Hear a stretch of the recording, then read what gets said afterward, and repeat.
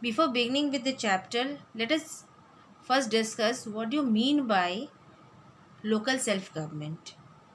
Okay. So children, we know there is a government in India at the center and state levels.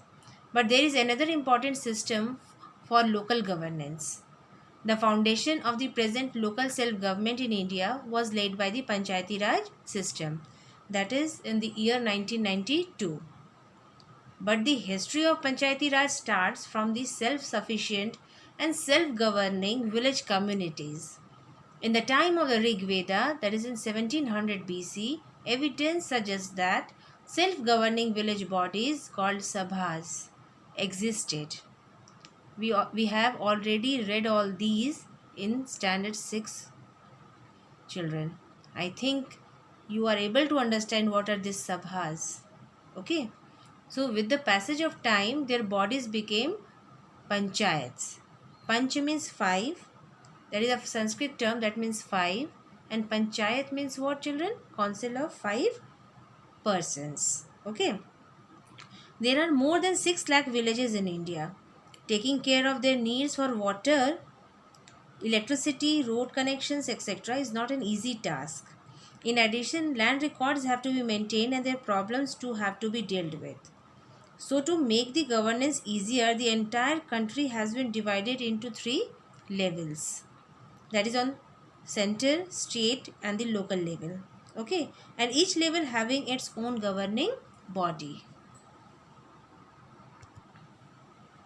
Panchayats are functional institution of grassroots governance in almost every village. They endured the rise and fall of empires in the past to the current highly structured system. Now, what is the importance of local self-government? Why do we need it?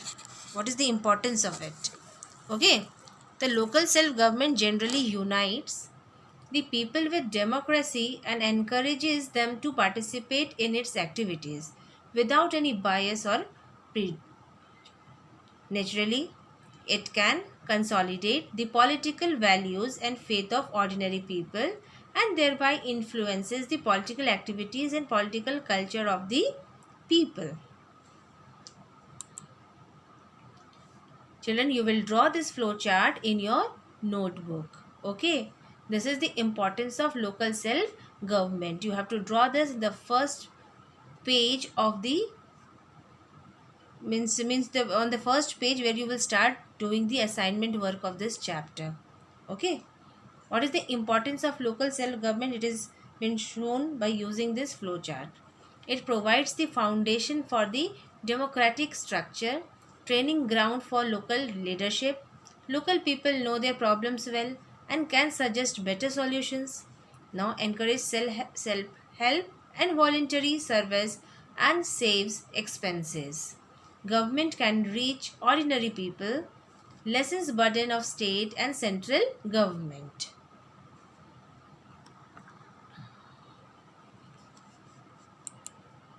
Now, these are the 3 levels of government. The first one is the central government, second is state, and the third one is the local self-government. Okay. So, the central government is the government of the whole country and looks into the affairs of national importance like defense, railways, nation's development plan, foreign exchange, postal services and so on.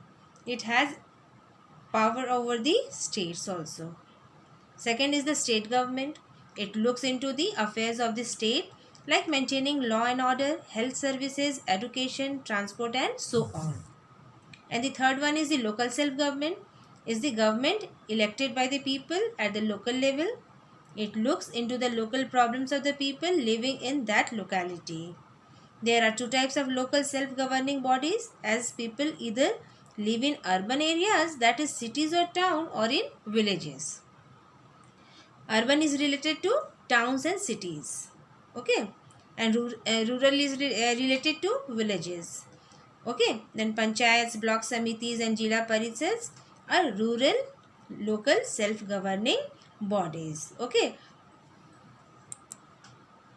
Now, local self-government is being categorized under 2 heads, that is the rural and local self-government and the urban area local self-government. In this chapter, we will discuss about the local self-government in rural areas.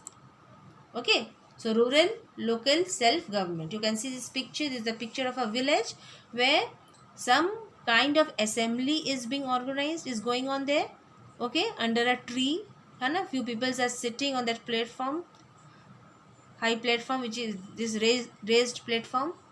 Okay, and the people, those who are sitting here down on the ground, all, what is common, children, there?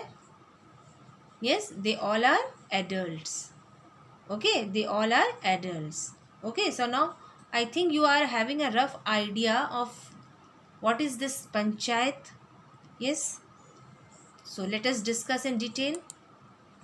Panchayati Raj system, the local self-government at the rural level functions under the Panchayati Raj system. In India, the Panchayati Raj now functions as a system of governance in which Gram Panchayats are the basic units of local administration. The system has 3 levels, that is Gram Panchayat, then Panchayat Samiti and Jila Parishad. Now, these are the 3 units of Panchayat Samiti: Gram Sabha or village assembly, second is the Gram Panchayat or village panchayat, and the third is the Nyay Panchayat or village court. So first of all, we will discuss about this Gram Sabha. What is this Gram Sabha? Each village has a Gram Sabha. People who are 18 are the members of Gram Sabha. That means all are adult. Those who are the members of Gram Sabha looks into all the important matters of a village. The Sabha has to meet at least once in 6 months, and villages having a population of 500 or more have a Gram Sabha. Okay. Next is Gram Panchayat. Okay. Gram Sabha elects members of its Gram Panchayat. The village area is divided into wards. Few seats are reserved for scheduled caste and scheduled tribes. 1/3 of seats are reserved for women.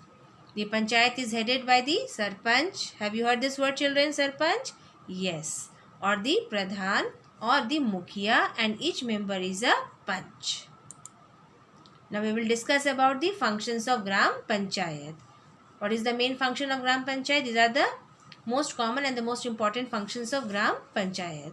That is maintenance and construction of water resources, roads, drainage, school buildings and education also, and CPR. Okay, it provides health services also. Okay, sanitation, cleanliness, these all comes under the functions of Gram Panchayat. Okay, then CPR means what? Common property resources. Second is levy and collect local taxes. It is the main function of the Gram Panchayat to collect taxes. Okay, then the third is execute what? Government schemes related to employment. These are the functions of Gram Panchayat. Now, Panchayat source of income, from where do they get money for doing or performing all those functions? Yes, the village Panchayat collects revenues chiefly from the house tax, property tax, taxes on village fairs, tax on shops, collection of fines, etc. It also gets a share from the land revenue and the land registration fee collected by the state government. The revenues are spent only on the development of the concerned villages. That's all for today, children. Have a nice day. Thank you.